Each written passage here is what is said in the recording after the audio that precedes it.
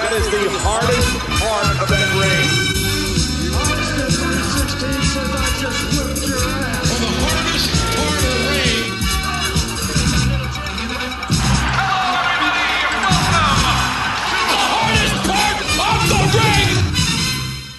Hello and welcome to episode number 83 of Hardest Part of the Ring, the podcast where four friends get together to celebrate the wonder of professional wrestling. My name's Adam and I'm joined this evening by Sam. Hello. And by John. Hello. But Brett, unfortunately, still thinks he's too much of a big deal to appear on the podcast. I heard he's trying to... He's let the fame go to his head. Yeah, he's trying to sit out his contract and then possibly join Tuesday Night Jaw, that's what I've heard. He's trying to sit out his contract and then he's going to rock up and help Eric Rowan next time he needs help. Oh, God. Both of those... They look a bit alike as well. That's harsh. On who? Yeah, what are you talking about? Brett doesn't look like Rowan at all. A little bit. No. Well, he's a man. He's got eyes and a nose and a mouth and a Can we beard. confirm that about Brett? I'm not sure we can confirm that. What is a man? A miserable pile of secrets. I'm pretty sure that just because you've got a beard doesn't mean you look like another man with a beard. Anyway, this has gone off the rails already. If we were doing Guess Who, you'd sort of lump them together, wouldn't you? Yeah. No, because Rowan's bald and Brett's just seriously balding. Well, yeah, I mean, if you ask, do they have hair, then of course Brett's going to kind of... Anyway, that maybe pile. We need to bring this right back on track.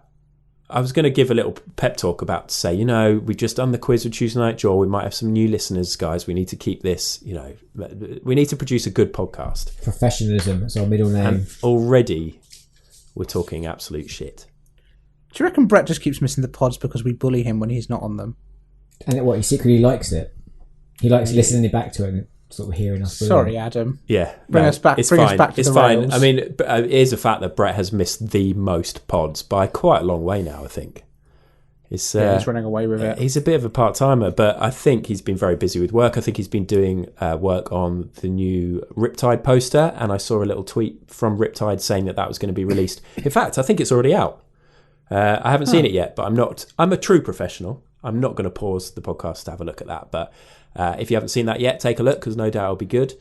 Back to this podcast, it is Hardest Part of the Ring. Back to normal service. Obviously, last week we did our, it was a recording of our first ever live show, the Hardest Part of the Jaw live wrestling quiz at the London Podcast Festival. Yay! Yeah, seems like an age ago, doesn't it? It does. Yeah. I didn't realise how much that kind of live show was actually weighing on my mind until I got to this weekend where I was like, I can sit here and do nothing. Yeah. I've great. spent a lot of this week being like, what is it that I'm worried about again?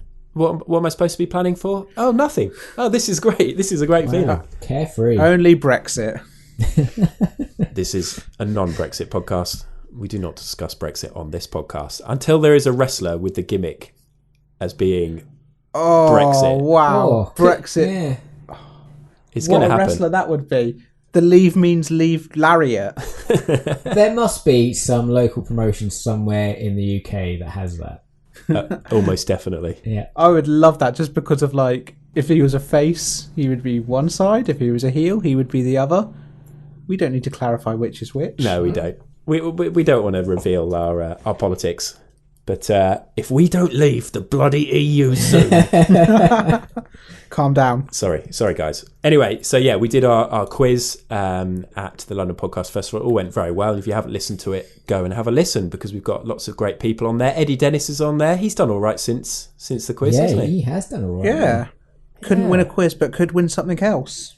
Yeah. I wonder if he had that niggly little feeling when he was lifting the belt above his head. He's like, oh... If only I'd won that quiz. Felt like a silver medal. Mind you, if I'm sure he probably should have won that quiz if we had done our job properly. But anyway, if we used the facts, but this is kayfabe, we're fine. Yes, go and listen to that. That was episode number 82. And this is 83, and it's WWE Clash of Champions 2019 review, and we're going to talk about it after this short break. Oh, what an explosion of a human body on the ring apron. The hardest part of the ring. Yeah, very small, if any, padding. It's basically that mat you're looking at. And that damn thing is nothing but Feels like, I don't know, sandpaper. Before we get started, could we refer to it by its real name, please? What is it called? Clash of Champions! Very You nice. just get better and better every podcast. Oh, You just go louder. in general. That's a trick. Just in general, yeah. Yeah, of course. I mean, what was that? Your draft roster from 2 years last ago? year? Or last year? Yeah, last year's one. I think Clash the of winning one Champions. as well. All right. 2 years in a row. Is that not all right? I think. Any opportunity to let you brag about it. Well, this is the only sphere I'm allowed to brag about it in. It doesn't make any sense if I talk about this at work. I was really hoping Adam would jump in and help me bury you, but no. No, I've buried Brett. That's all the burying I need to do today. So, WWE Clash of Champions 2019 happened on Sunday night at the Spectrum Center in Charlotte, North Carolina, with an attendance of God knows. Looked pretty packed. Yeah. We're just not given those figures anymore. But yeah, quite a few people there. The concept of the show, of course, being that all championships are on the line, and there were 12 championship matches in total, if you include, well, there were 12 championships contested, because there wasn't an official 24/7 championship match, but it was contested for a split second, which I'm sure we'll mention. John, are you a fan of this concept overall? Of having every belt defended on a pay-per-view. Yeah, Actually, this pay-per-view. I do quite like it as a concept because you kind of know what you're going to get. But then it kind of falls apart when you put Roman Reigns on it. Yeah, I think you're absolutely right. Especially when there are other matches that, I mean, well, we might talk about this later, but the King of the Ring match, the final of that, I think that was supposed to be on this originally, wasn't it? I was going to add that as my worst of the rest, but yeah, I was really looking forward to watching that match. A chance to watch Chad Gable on a pay-per-view. Lovely stuff. I was gutted when I noticed that wasn't going to be on there. Sam, do you like title matches all of the time? Yeah, I'm okay with it, actually. I think it's a great concept for a pay-per-view. I would like them to do a tournament of champions at one point, but maybe that's an idea for another day. That like is hard. A Super That is Cup hard. type thing. Yeah, kind of like, if you've got a title belt, you will be fighting another title belt holder in the Ultimate Champion. But then it's like, well, the final will be the WWE Championship against the Universal Championship, and then in the semi-finals we'll have the IC title and the US title. They're not going to bury one of the big titles. Yeah. Early on. And then we've got the intergender wrestling bug in the room, elephant in the room, that WWE. Bug in the room, that well-known The saying. barely seen bug in the room. It's been a long day. It's an idea for another day. Yeah. Okay, well, Clash of Champions. It did have a pre-show, and unfortunately, pre-show Jones is not here. But Sam, did you watch some of this? Yeah, I did. I watched the whole thing. What was the lineup for the pre-show? We had Drew Gulak versus Humberto Carrillo and Lince Dorado in a triple threat. For the Cruiserweight Championship. Good match? Yep. It was okay, actually. Not the best, not the worst. Yeah, Kind of sounds bit like a standard. review for most of the matches tonight.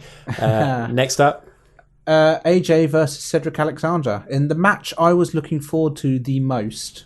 Yeah, I can't believe this was on the pre-show. Well, actually, AJ Styles on the pre-show. yeah. AJ defends in a 5-minute squash. I say squash, actually. This match had more intensity in 5 minutes than a lot of the matches did the whole night. Kind of Cedric runs straight out and drops AJ with a Michinoku driver. Nice. And then AJ more or less beats the shit out of Cedric for 5 minutes. But It's a bit weird that, because they have been slowly building Cedric. yeah, it sounds like an odd burial for him, but I'm not entirely sure it is that. I think kind of WWE need to work on their time management is the big thing to take away from a lot of this. But those two definitely can do a good match, I think. Yeah. Okay. And the main card, just one pause. John, you sound quite different to normal weeks. You sound really echoey. Yeah. Hello, I'm Apron, the hardest part of the ring robot. I turn up when the guys have messed up in some way. Unfortunately, this happens way too often for my liking. Anyway, John appears to have gone old school and has set up his mic incorrectly. What an amateur. From the London Podcast Festival to this. He'll sort it out shortly, but I just wanted to apologize on his behalf. Goodbye. Guys, you won't believe what I've done. Go on. The mic was facing the wrong way. Fuck off. Just turn it around now. Okay. How's that? Is that better? Yeah, much better. Shit. When I was doing my test, I was like, oh, that sounds a bit weird, but maybe it's just because I'm in a weird little room. So John Oh Classic. my God, John, I cannot believe this. Once again, we've got, new listeners, they're going to think we're an absolute shambles. And they're correct. And this is basically what you're going to get every week if you listen to Hardest Part of the Ring. But that is amazing. Sorry. Didn't you have your mic like that for like the first Few episodes, definitely. Was it about 5 episodes? It's a throwback. It's quite hard to get right, though. I mean, it's kind of like a round mic. Who knows what's back and front? It has a label on the front. Yeah. I mean, it doesn't actually say front. But do you know what it was? I was trying to be a little bit hip-hop and change the angle of it so it was above my head. And I was like, no, actually, I don't like this. This feels weird. So then I moved it back down, but I forgot to switch it John, around. you're not in the cypher. You're doing a podcast with friends. This is much more professional and serious. This is not a battle rap. Sorry, guys. Sorry, listeners. I feel so uncool. What's the cipher? Oh, I'm so glad Sam said so because I didn't know what it was either. Oh, thank God. Basically, if you're freestyling you sort of rap one after the other, and then you basically... It's like a cyclical freestyle rap. Okay. Is it a bit like the Mighty Boosh? You might find it hard to believe, but I used to do a lot of battle rapping on the streets of Partridge Green. Is that why you're such good friends with Pip?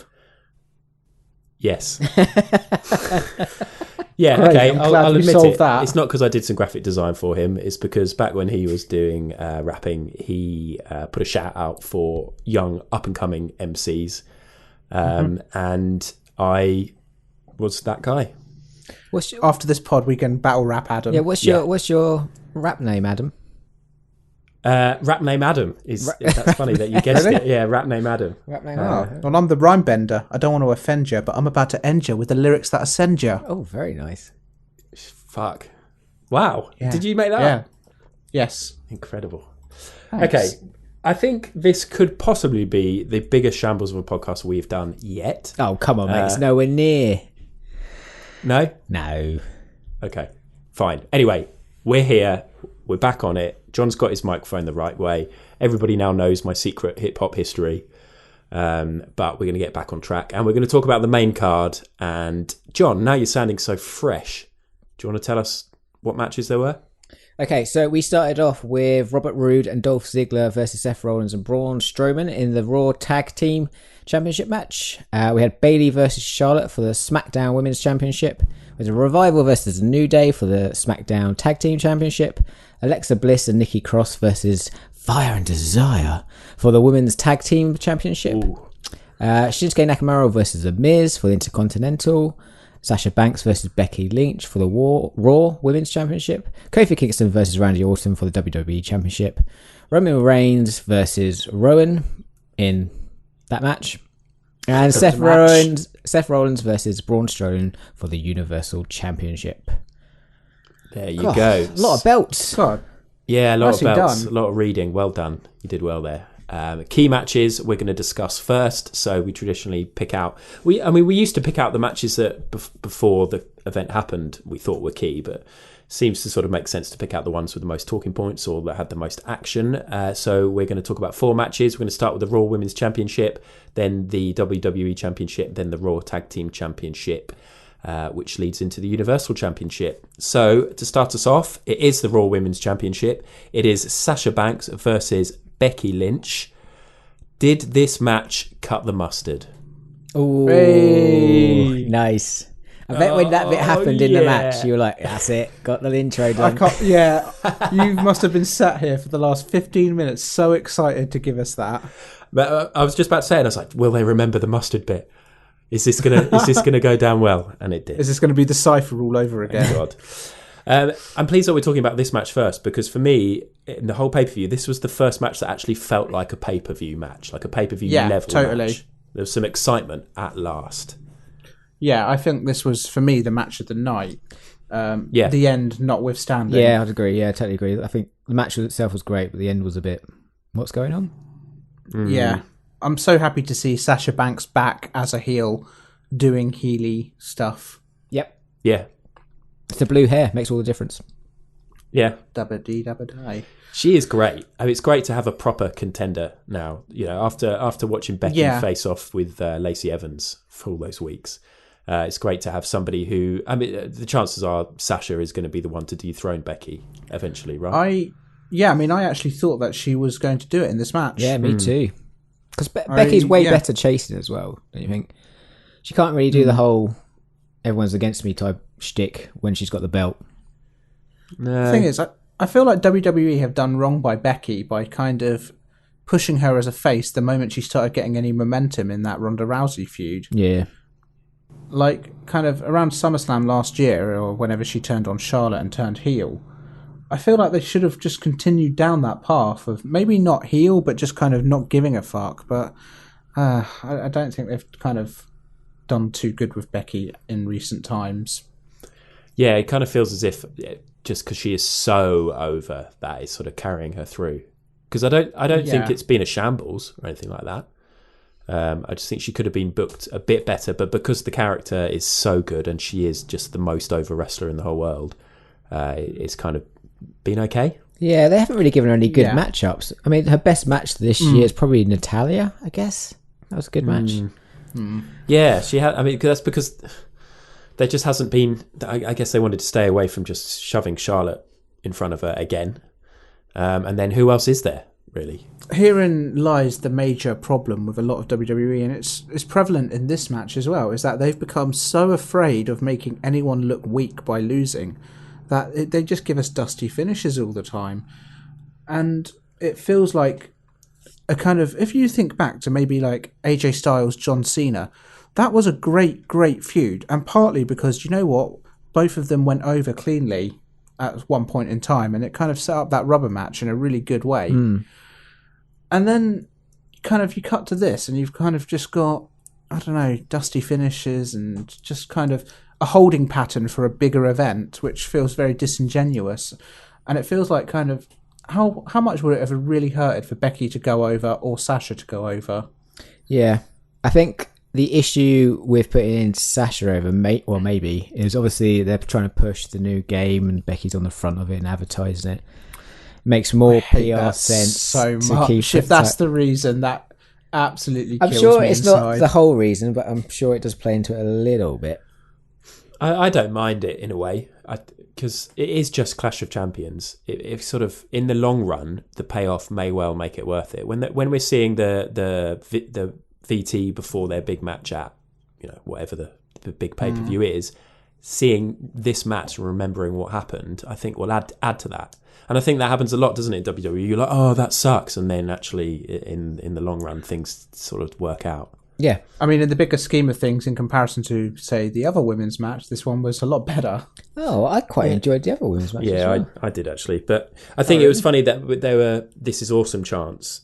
And it's like, not really. It's just much better than what's gone before. It certainly wasn't I awesome. thought it was a very, very good match, to be fair. I am just annoyed at the ending. Yeah, I thought the in-ring stuff was great. And then when it went out into the outside, into the stadium, I thought it was amazing. I was really into it. Yeah. And I was like, what's going on? And then, I mean, like, the thing is that they got back to the ring. How hard would it have been for the ref just to wake up and count a pinfall? yeah, no. So it's a silly way to do a schmoozy finish, I think, this. Because everyone was just It's confused. definitely risky. It's risky because there was Becky holding the belt and there were boos. Yeah. And it's clearly the crowd were booing the booking rather than her. But then, you know, For sure. it's The thing awkward. is- It was awkward. The thing is, what I don't understand is how WWE don't seem to keep learning from this. Like, the last two pay-per-views they've done, they had the same thing with Joe Coffey versus Dave Mastiff. And then before that, they had the same problem with Randy Orton versus Kofi Kingston. Like, if you don't make it clear to the crowd who's the winner and who's the loser, they're going to boo. Yeah. Yeah. Yeah, they're sort of stuck not knowing how to react in a way. So, but at least, as Becky said, she is still the fucking champion. Did you see that? Oh, is that what Did she say said? that? I Yeah. didn't catch that. Yeah, she got beeped a couple of times when walking up the ramp, and then she turned around, held the belt up, and they don't beep, do they? They just drop out the audio. Yeah, drop out the audio. So I rewound it, did the old 10-second rewind. You could just see her mouthing, "I'm still the fucking champion." I like that. Which She is should just- do more of that. Just It's more mad. swearing. I mean, clearly she knows that she shouldn't be doing that, especially when the camera's in her face. But I don't know if it's just the adrenaline or like reacting to the fact that the crowd are booing and all that kind of stuff. Fair play. I mean, it was a really good match. It's, like I said, it's really enjoyable to see. I like seeing kind of all the classic moves come out, and it's fantastic for Sasha Banks. I'm over the moon for her. Yeah, when she did that. There was a bit where they had the double backstabbers and then into the bank statement. That was great. And even the disarmer was looking good. The Bexplode. I like Becky's moveset. I know a lot of people think she's limited, but I think she's decent. No, I'm with you on that. I like it as well. I like seeing the. I actually thought the Bexplode, not the Bexplode, the disarmer with the chair looked pretty good. Yeah. Good match. Good. This good It was match. a good match. It was. Okay, next key match, WWE Championship match between Kofi Kingston and Randy Orton. Oh boy. From my favourite match to my least favourite match. I was really hoping this match was going to be good, because obviously their last match at SummerSlam was an absolute stinker. I was like, no, I believe in these guys. They obviously had a great match back in their day. I love heel Randy Orton. Kofi Kingston's great. But man, this match sucked. It was so slow and boring. So long as well. Randy Orton should not be wrestling 2-hour matches. Rule of thumb. Give him 6 minutes and he will give you a 5-star match. Now, playing devil's advocate, I didn't love this match, but I did like how it slowly built to an ending, and I like the end. I like the teasing of the punt kick. I thought that was cool. Yeah, I thought that was good. And then kind of the SOS at the end, and the way Orton basically just looks like he's knocked out, falls to the knees, does the dramatic fall. I thought they finished the match well. I think kind of the start was rough. It was slow. It was boring. I feel like kind of maybe from 3/4 in, I think, was it when Kofi jumped over the top rope into Randy? Did the suicide dive or whatever it is? Yeah, maybe. I thought from that point onwards it got pretty decent. The only bit where I perked up was when Randy did his power slam. Oh god, he is so good at that, isn't it? It's great, isn't it? It always looks so crisp and fast, that power It's slam. so fast. I loved it. I sat up straight for that bit and then I just slumped back down again. And this is coming from someone, when we started this podcast, I hated Randy Orton. I just wanted him gone. I was like, there's so much great talent, let's get rid of him, because he just wasn't interested for such a long time and it was so obvious. I feel like he's a bit more interested now. Maybe he's got a lot more respect for someone like Kofi to be working with him. I don't know. And I like the storyline. I enjoy the feud and the history and the fact that Kofi's now having to be more serious and all that stuff. It just, as a match, 20 minutes, 50 seconds. It was definitely, give us a 10-minute match. Yeah, that's a completely legit criticism, and I agree completely. I do think kind of when the match went out of the ring, it did pick up a bit, and kind of that second half was more enjoyable than, the opening 10 minutes or so. Yeah. Do you reckon this is the end of this feud? Do you reckon it's going to Hell in a Cell? I think it would be a good idea to finish it now. Yeah, but this is WWE, so what do you reckon is actually going to happen? It's going to Hell in a Cell. Maybe Hell in a Cell with a third person joining, something like that, or a fourth. Or maybe it'd be a trios match with Randy and the Revival versus the New Day. That could be cool. That is a very good point. Yeah. In fact, I like that. I like that they've put the Revival with Randy. They kind of make sense, don't they, as a team? The old school. Yeah, I would love to watch like one of those sort of docudramas where they just follow Randy Orton around, like his life. I just reckon it's just so chill. He's such an enigma, though, isn't he? Because he seems like he's really cool with a lot of people, and then you hear stories about him being not so cool with writers and other people. Loves getting his dick out. I respect that in a man. Yeah. Or a woman. I'm not. Who knows? Sam is Sam? Sorry, I was about to say Sam's got his dick out, but that'd be... Whoa, I thought I'd turn my camera off. I was going to say John always pods with his dick out. But, hey, that's how I flow. The listeners could probably have guessed that anyway. That's all there is to be said about that match. Is there anything else? Yeah. No. Yeah. That was all right. I think we should give props to Kofi's reign, though. Obviously, we referenced Becky's and the things that she's done. The amount of top talent that Kofi's gone through so far. And he's had the title, didn't they say? Like, he's had the title for what? Like 150 or 160 days or something? It's a good, solid title reign, isn't it? Okay, so just kind of as an aside, who takes the title off Kofi? Big E. Ooh. Don't know, actually. I like No, I I don't like know. to see Kevin Owens. I mean, we've got the Superstar Shake-Up, or the draft. They don't even call that anymore. Call it that anymore, do they? It's just the draft. I did see that. I was like, but Adam's excited. He loves the draft. I do love a draft. It's gonna be King Baron, isn't it? Surely. Ooh, Yeah, that's kind of where I'm thinking at this point. yeah. I don't King know. Corbin. King Corbin. He's not a main Ascended eventer, from is he, Baron. Corbin? He's not a main eventer yet. Is he? It's difficult No. to say. It's not difficult to let's say say at all. It's no. The answer If is no. Brett was here, he'd be saying a hard Emphatically no. I like him, Emphatically but no. no. Okay, next key match is going to be the Raw Tag Team Championship match, and we're kind of just talking about this because obviously it is heavily linked to the Universal Championship match at the end of the night. These two matches Although bookended the pay-per-view. You wouldn't know they were linked if you were watching this match. They didn't really make much of the whole I was going to say the same thing. Rollins Braun thing, did they? Yeah, no, I expected there to be a lot more drama, a lot more sort of like them giving each other the eyes, maybe a tease of somebody turning on somebody. I mean, the comms were doing a lot of work on that, but the wrestlers themselves didn't really tease anything. No. WWE owe a massive apology to their tag team division. I know, before this match started, I was like, could you pair any other two wrestlers in WWE and it'd be less interesting than Rude and Ziggler? But saying that, I actually really enjoyed this match. I thought it was fun. The thing I find crazy about it is that not like a year ago, Dolph Ziggler literally had a gimmick, one of his many, that was how much he hated wrestlers who were just all entrants. Well, you know. Oh boy. It is, actually- particularly the Raw Tag Team Championships. It is a mess. I had a look on Wikipedia after this because it's like, oh, here we go. They've just stuck the titles on another made-up team, which aren't going to last very long. And if you go back to... So obviously, Braun Strowman and Nicholas won it at WrestleMania 34. No complaints about that. That is one of the best things that's ever happened. And I think we all agree on that. Yes? Let's Sure. just Good. move on. Yeah. Well done. Party line, well done. Obviously, it was vacated because Nicholas had some scheduling conflicts, which is totally understandable. Very upsetting at the time, but we understand. Bray Wyatt and Matt Hardy then won it. Then we had the B team. Then we had Dolph Ziggler and Drew McIntyre.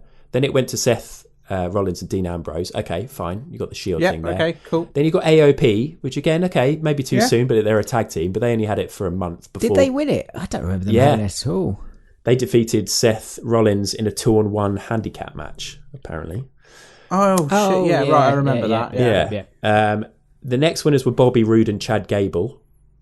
Remember? Oh my god, yeah. Then we had the Revival. Okay, cool. Proper tag Yeah. team. Then Kurt Hawkins and Zack Ryder. Then back Again, to, yeah, proper tag team. back to the Revival. Then Luke Gallows and Kyle Anderson. And then Strowman and Seth. And now on to Dolph and Robert Roode. But since the New Day held those titles for 483 days, nobody's held them for longer than 78 by the looks of things. So it's just like, it's a couple of weeks here, a month here, if you're lucky, a couple of months. It's just massively inconsistent. Well, what's upsetting is from that list that you just read out, it sounds like they went through a period of actually, giving them to proper tag teams. And then this has just been a step backwards to all of that. They have. If you look at the roster, they've got some of the best tag teams in the world. Just That's dossing what's around. annoying about all of it. It's very weird when you look at the stuff they've been doing with the War Raiders and like just giving them squash matches. Yeah. And Well, look at AOP. I mean, they were brilliant in NXT. Really good. yeah. Yeah. They had a promo last night on Raw, so it looks like they're coming back. But yeah, who knows? It just needs a real shot in the arm, their tag division at the moment. And not from the wrestling, from the writing. Yeah. Oh, agreed. They've got the talent there. They don't need to keep shoving these teams together. But then the problem is they've got all these singles wrestlers who aren't doing anything. So, yeah. So put them on P45 Live. They do have too many wrestlers, too many belts. Weirdly, considering how much we complain about how much content they put out. Yeah. Anyway, so this match, there's not a huge amount to say, is there? I thought Seth looked a bit weak being pinned by Robert Roode, but then anybody does. I actually quite enjoyed this. I really enjoyed Rude and Ziggler in this. I forgot how good they actually are in the ring. Pretty solid. Great spine buster from Rude. Love that. Yeah. I just think this match was just there to serve the purpose. Although, again, it was like to serve the purpose for the narrative, but then that narrative didn't really affect things. Yeah, Seth and Braun should have retained. Yeah, I kind of think that was going to happen. I was really surprised when Rude and Ziggler won. It kind of makes more an interesting story, keeping it on Braun and Rollins. Yeah, it would have been better. Anyway, let's just go to the main event because there isn't much to say about that match. There are new Raw Tag Team Champions, so well done to those two. But the main event was for the Universal Championship, and it was, of course, Braun Strowman versus Seth Rollins. Did either of you two think Braun was going to do it? Yes. Really? Yeah. I didn't. Well, it feels like he's been getting quite a lot of build. I've been putting a lot of rocket fuel in the old Braun. That's just what they do with Braun. It's just, are they ever going to pull the trigger? My guy. I've kind of lost belief now.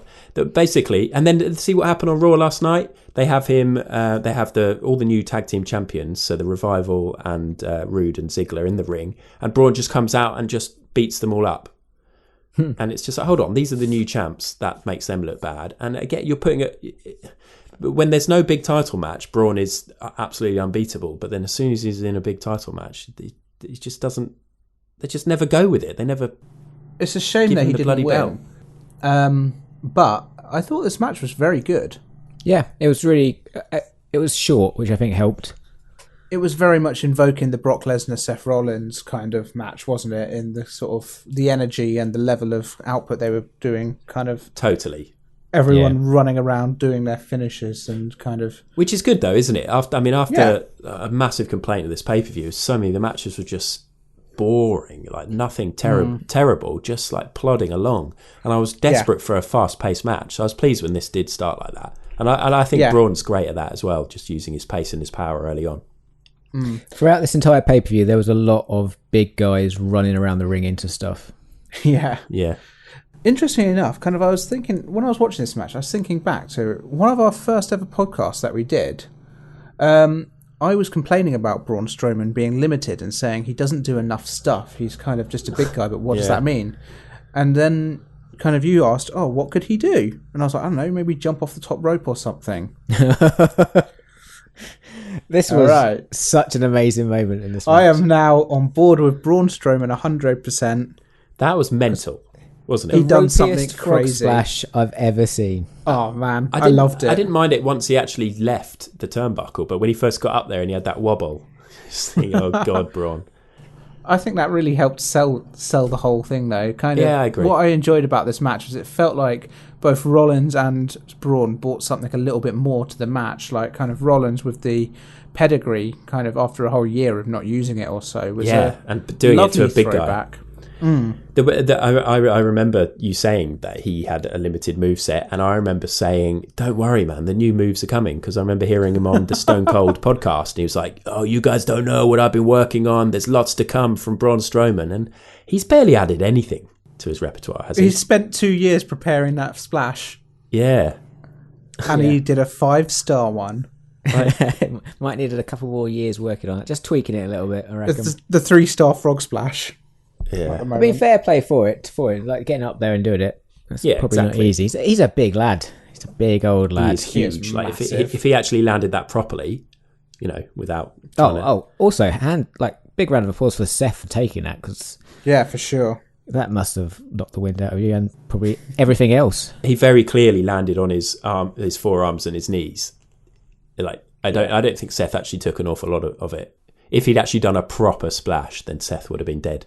I might have been on board with, just to spice things up and might improve his character. Seth, that is. So maybe. Did you enjoy this match, Adam? Yeah. Cool. Yeah, because I'm kind of, as we discussed, I'm getting the impression that I think I was more hot on it than you were for this one. I enjoyed it, but I don't think it was great. I won't remember it for a long time. Oh, I thought this was I really did actually think this was a good match. I know it was short, but kind of I thought there was memorable parts to it, and kind of considering that sometimes Seth Rollins can be a little bit sort of just play the hits and then that's it. I thought this was a good match for him and a good match for Braun. I think both of them came out looking pretty strong. Yeah. Yeah, I guess so. It was kind of fine. I mean, I enjoyed everything that happened afterwards. Probably more than the actual match. Yeah, that was cool, wasn't it?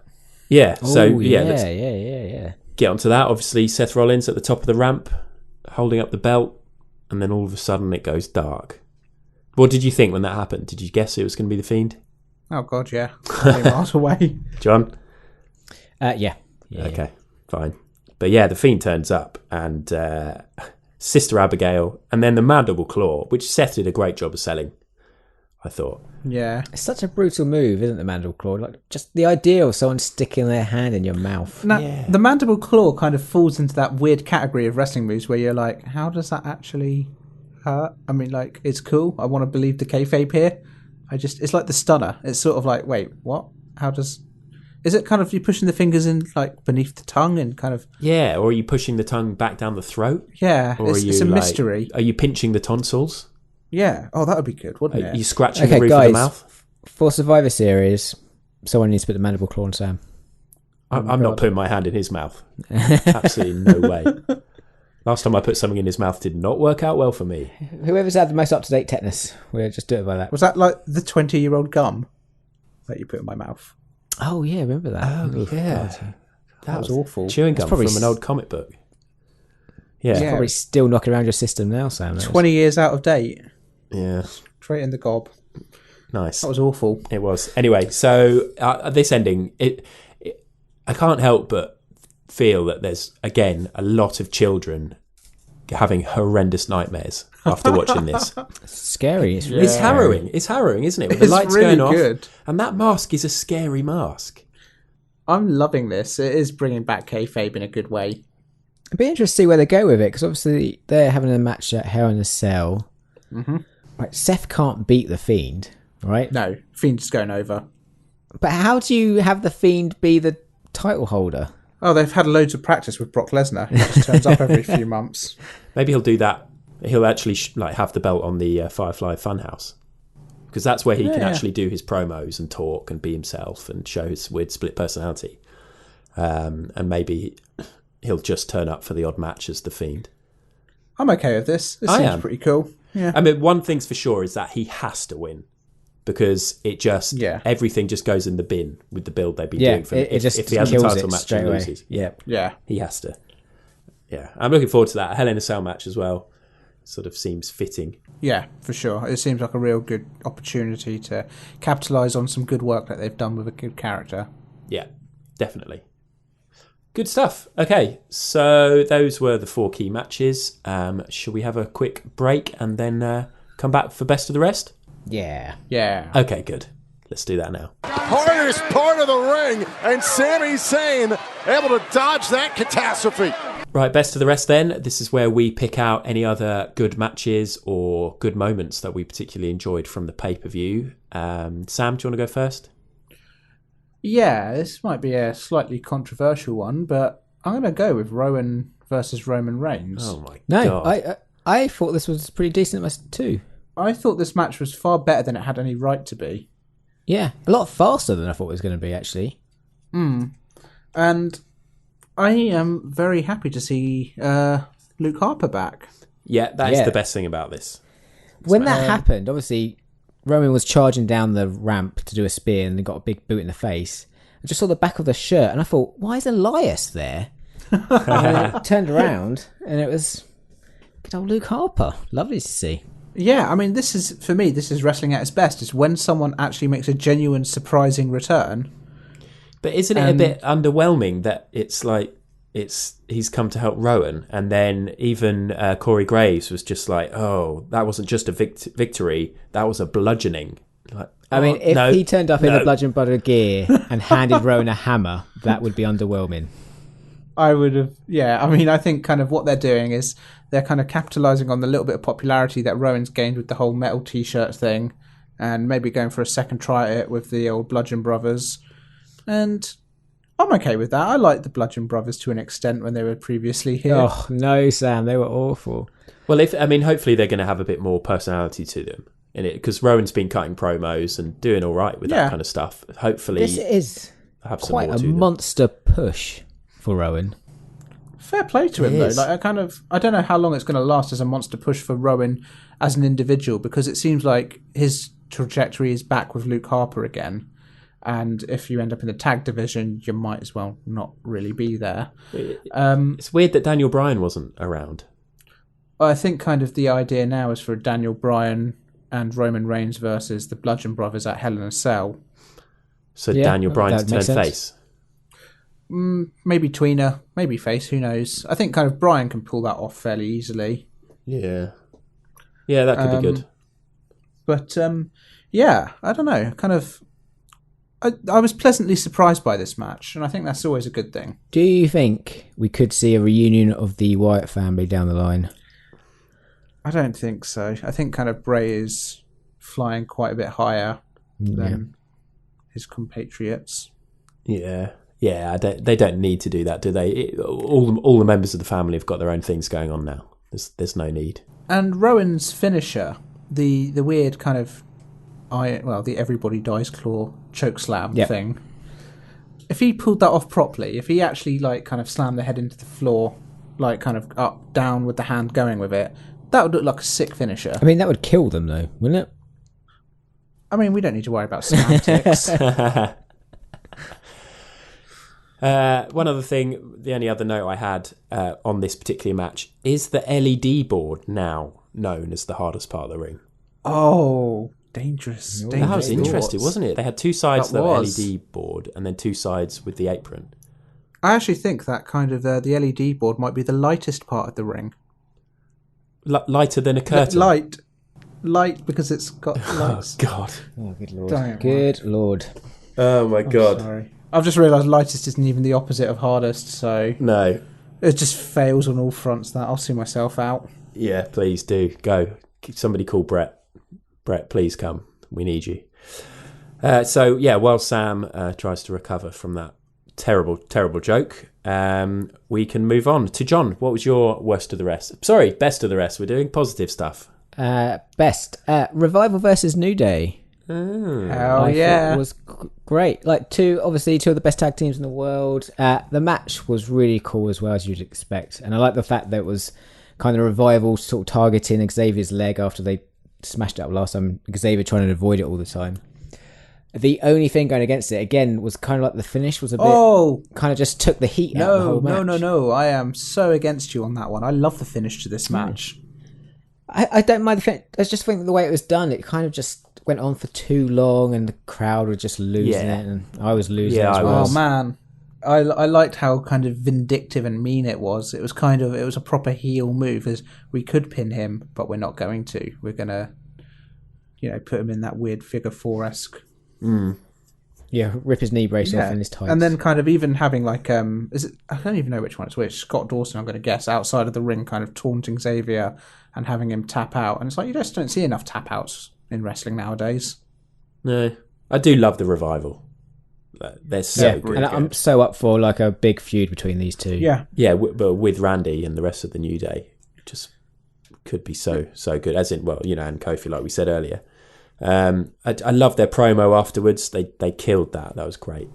Yeah, that was really good. The only thing is, like, kind of with this whole Randy Orton alliance, I don't see this being something that's going to last too long for them, just because Randy Orton always seems to sort of align himself with a couple of people here and there, and then a month later he'll just be off doing his own thing again. He never has a long-term... No, that's okay, though.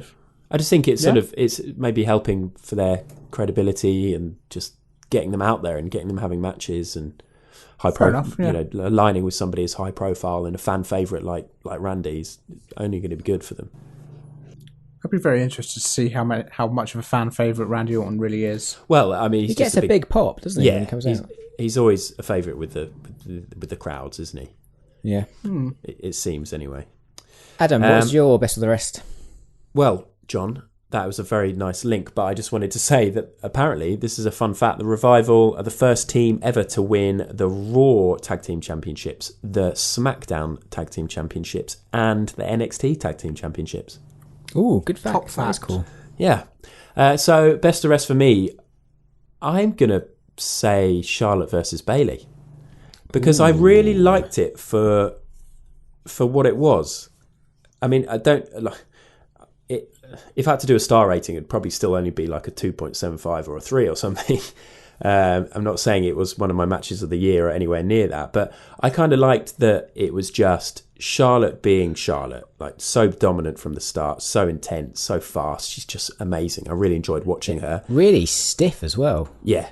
And then I just really liked Bayley just being the Weasley heel, and I just think it's great for the long-term story. I think when you've got a massive long pay-per-view like this, it's no harm to have a couple of short matches, and I think this one was done well. It makes Charlotte look strong, and it makes Bayley look like a coward.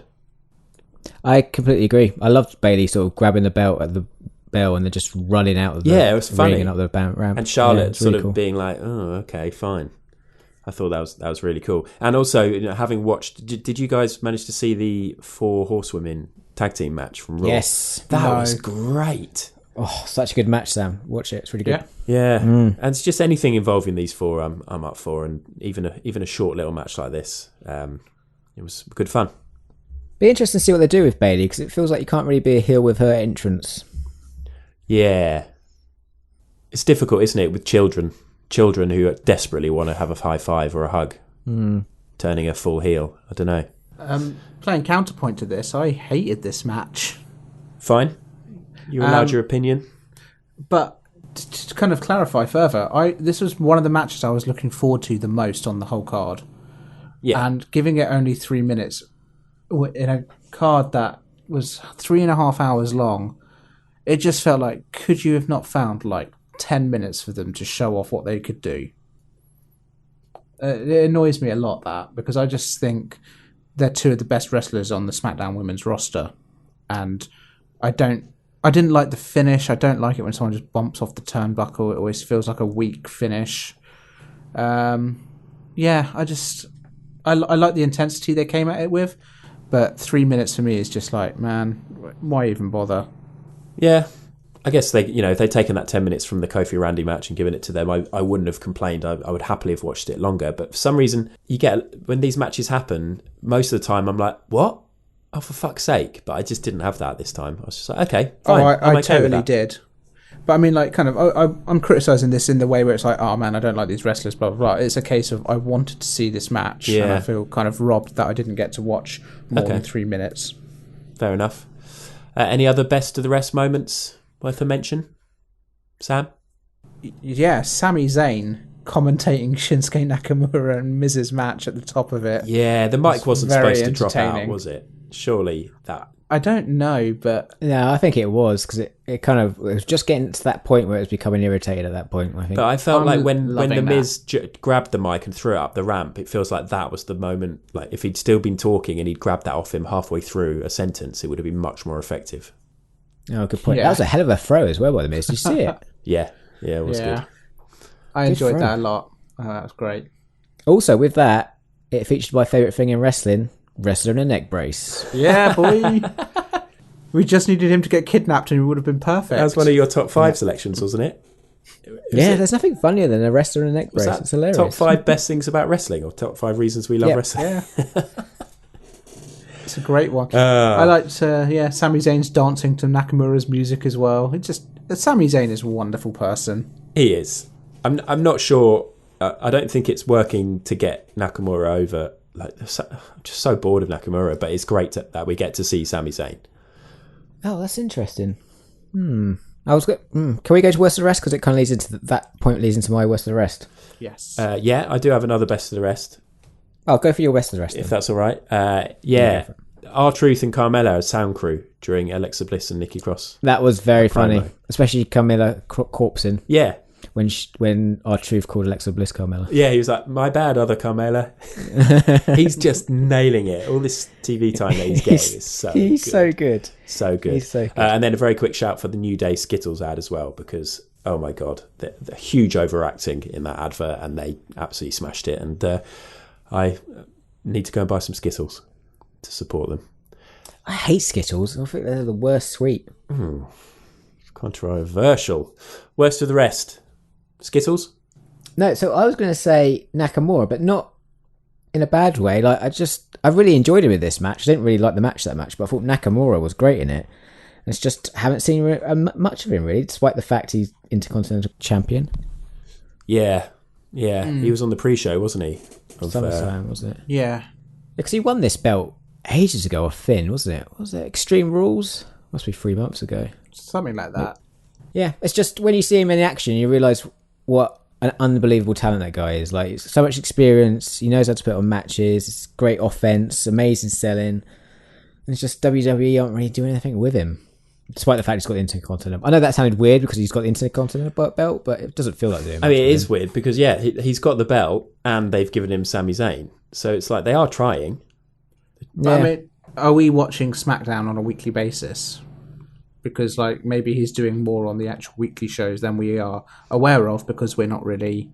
No, but but we always I always read the results and sometimes watch short videos, and I'm always like reading the highlights and things like that, and it just seems that the general consensus is that he's just not really doing an awful lot at all.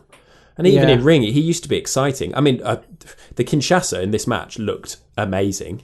It was huge, that Kinshasa at the end, but I feel like the only reason I enjoyed this match as a whole was because of Sami Zayn being involved. Yeah. And a lot of people thought The Miz was going to win so he could equal Ric Flair's record. But no. Not a big enough pay-per-view. I got a bit cold with The Miz. That's what Shane O'Mac will do to you. I don't like him as a face. No, he's awful as a face. Yeah, no, agree with that. I just don't ever sympathise with him whenever stuff goes wrong because it's just like you've got such a perfect life. Some bad thing happens, but it's like I don't like it. Get over it. Yeah. Okay, so worst of the rest for you, Sam? Have you got anything in I think particular? we've kind of covered everything, to be honest. Like, I wasn't a fan of the Charlotte Bayley match, but nothing about this pay-per-view was wildly offensive, and perhaps maybe that's also part of the problem with this pay-per-view is it was a little bit bland. God, yeah. I think that's one thing that you've said a lot, is that with wrestling you want to feel strong feelings. You either want to be like outraged and why the fuck have they done that, or oh my God, that was the best thing ever. And I just feel like 75% of these matches were just dull or just nothing, not much happened and forgettable, basically. Yeah, it was a very beige pay-per-view. We did get quite a lot of interesting stuff leading out of it, though. Don't you think? Like the Fiend with Seth. I mean, even the Becky Sasha feud continuing. Luke Harper turning up. There's kind of a lot of interesting stuff happening after this pay-per-view. That's a very fair point. I feel like maybe a lot of this pay-per-view will be just remembered as an episode of Raw or something. Well, exactly. You know, it used to be that the big events happened at the pay-per-views, but now there's all these other pay-per-views where they're setting up for the big pay-per-views. And you know, Hell in a Cell is a bigger pay-per-view than Clash of Champions, so you'd hope there's going to be a lot more drama there. But we, you know, the match started with the pay-per-view started with two very early title changes, and I was wondering, are we going to see quite a lot of change tonight? But there were no more after those two early ones. It feels to me like Clash of Champions has the potential to be one of the bigger pay-per-views. Like, obviously, it's never going to be the big four, but should be in a way, shouldn't it? It's all championship matches. Yeah, it feels like it can definitely slot into that B tier of pay-per-view. Didn't it used to be WCW? Did it? I didn't know that. I need to double check. Clash of Champions. That's not what we do. We don't check anything, John. Let's just say that's fact. I'm pretty sure it is. Yes. And I think that's why they sort of, you know, they always have these sort of WCW pay-per-view names that they reuse, but they always treat them with a bit of shit. Just another fuck you to the W. Yeah. Yeah. Okay, let's move on to Star Performer, which I think is going to be quite a tough one. I don't know if anybody particularly stood out. Easy. Who, John? Who? Sami Zayn. Okay. Yeah, that is a very good shout. Who's your Star Performer, Sam? Yeah, sure. Sammy. No, I'm going to give it to the Revival. Ooh. They've done good. Ooh. Okay. I was tempted to go for the Fiend, but it seems a bit, you know, he just came for 2 minutes right at the end. It seems a bit unfair. And then maybe Braun for his splash. But yeah, I'll go with John. I'll go for Sami Zayn, who I, of course, have in the draft. Number one pick. He was my number one pick. It's not really working out, is it? I mean, a year's a long time in wrestling, and I wouldn't be surprised if he ended up winning the IC title or the United States Championship at some point or something like that. But I don't think he's going to have the kind of year I was They're expecting. giving him mic time. They're giving him mic time, and they are still doing something with him. I wouldn't be too worried. Well, he's my number one pick. He's not going to get a 10 out of 10, is he? That ship sailed. I wouldn't be too worried. Is that a long time left to WrestleMania? You've got 6 months. Be all right. That's true. That is true. Okay. Just to fill in any people who don't know, because as I said, I think we've got a fair few new listeners recently. We do a fantasy draft type thing. So if you go back and look for our draft episode, usually happens just after WrestleMania. We all picked a fantasy roster, and then at the end of the year, we're going to give them marks out of 10. And Sami Zayn was my first pick. Oh, God. Anyway, so star performer, that's that. Overall rank, this is where we give the pay-per-view a score out of 10 and then work out the average. Average being the key word here, I think. I'm going to go first. I'm going to just give it a 6. John? I was going to go 6.5. Okay, and Sam? I can't think of a pay-per-view more fitting of a perfect 5 out of 10. That's not perfect then, is it? It's the perfect score for the most bland pay-per-view of the year. Okay, and Sam, work out the average. Overall, 5.83. 5.83. That is very poor. Very poor. The only Doesn't feel that bad. Middle of the road. I mean, can be worse. It's not really. It's not really. There are since records began, guys. There are only 4 pay-per-views that have scored worse. WCW Wrestle War 92. What a classic that is. I can't believe that. Stomping Grounds 2019 got a 5.5. Okay, Extreme fair. Rules 2018 got a 4.6. Can't And remember then that. the worst pay-per-view we have reviewed, Super Showdown, got a 4.1. I can't believe Super Showdown got as high as a 4. I can't believe Super Showdown got reviewed. I thought we were boycotting. Anyway, I think yeah, that's the not first the best one, wasn't score, 5.83. But hopefully the next pay-per-view will be a lot better, whatever that may be. What is that? Is it Survivor Series? No, it's Hell in a Cell, of course.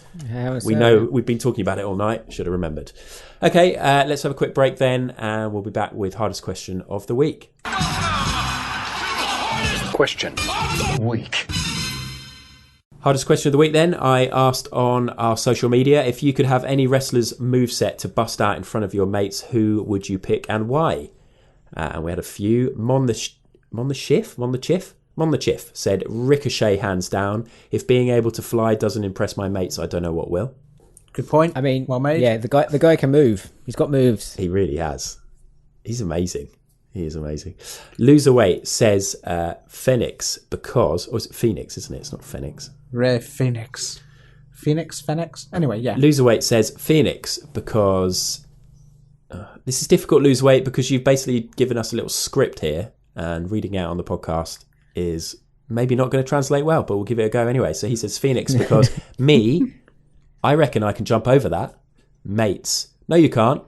Me, bet you a tenner. Mates, you're on. Profit. I mean, this is starting to sound quite similar to the Ricochet argument.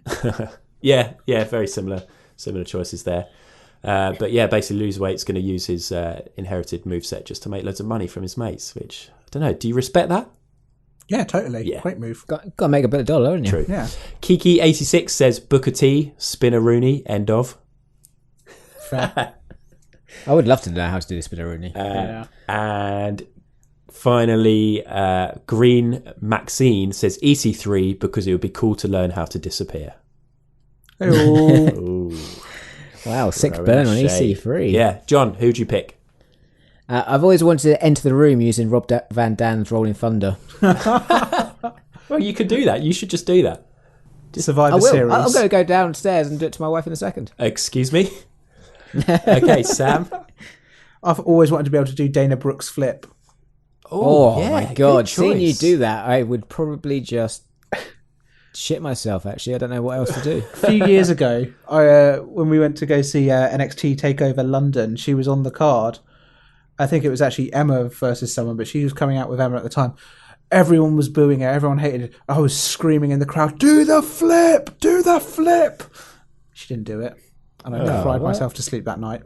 What happened to her? Where is she? I haven't seen her for a She's long time. doing flips somewhere. She did a beautiful swanton the other day to someone. Apparently she had a singles match on Raw for the first time in ages this Monday. Oh, good for her. Yeah. Nice. Push Dana big for 2019. Cool. I'd go for Kevin Owens, I think, because I really love the pop-up powerbomb and I really want to try doing a cannonball. You love a cannonball. This isn't the first time you've spoken about this. I just think they look amazing and they look really painful, and especially from the likes of... I mean, I don't really have the same physique as Kevin Owens. Next time we meet up, shall we try that? No, because I'd break my neck. Cannonball. I don't think Cannonball does looks that seem bad. like a big move to try. I don't think it looks that bad. Okay. All right. Well, we'll try it then. I'll end up with a broken neck. Right, mandible claw and a cannonball. That's what we're doing. At Rolling Survivor Thunder, Series. and then we'll finish it off with a Dana Brooke flip. Yeah. Poor Perfect. Brett is going to be in hospital after this. Man, gonna have to start doing some Pilates and yoga, guys. I was going to say, get limber. what move set do you think Brett would pick? But I mean, we've seen videos of his wrestling training, and he's been working on that end of days, hasn't he? He loves that. I tell you what move he loves is the old slide out of the ring, slide back in. Yeah, I think it would definitely be Baron The old Corbin's boss man slide. move set. Very nice. Okay, so that is Hardest Question of the Week. Thanks for those who did get in touch. Next podcast, we're going to do a top 5. It's been a while since we did one. It's been a very long time, in fact. And we've got a couple of ideas up our sleeves, one of which is top 5 wrestlers to start a boy band with. Ooh, I like that one. Which means that later down the line we could do top 5 wrestlers to start a girl band with, which could also be fun. But I think what we might do is dig out one of the old ones that didn't quite make the cut last time and do a poll. Top 5 wrestlers to put on your money. That doesn't make any sense. Don't worry, it's late. Okay. Yeah, terrible, Sam. So yeah, keep an eye on our Twitter, and we'll do a Twitter poll, and whichever one you vote for, we will do. So that'll be next week. Until then, if people want to get in touch, Sam? They can email us at hardestpartofthering@gmail.com. Social media, Instagram, Facebook, Twitter, at hardestpartpod. If you feel like buying something, you can get something at hardestpartofthering.bigcartel.com. Brett still hasn't got those prints up, has he? He's busy working. He's so busy. And avoiding us. But you've got to capitalise on the hype of that match. Get on it, Brett. Get on it, Brett. People want to buy that print. Or I do, anyway. Yeah, me too. Yeah. I really want it. Okay, well, thank you very much to everybody for listening. And thank you, Sam, for being on the podcast. And goodbye to you. The lightest part of the ring. The lightest. It's not going to catch on. And thank you to you, John, and goodbye. Clash of Champions! That was the hardest part of the ring.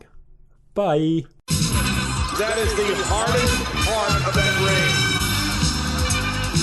On the hardest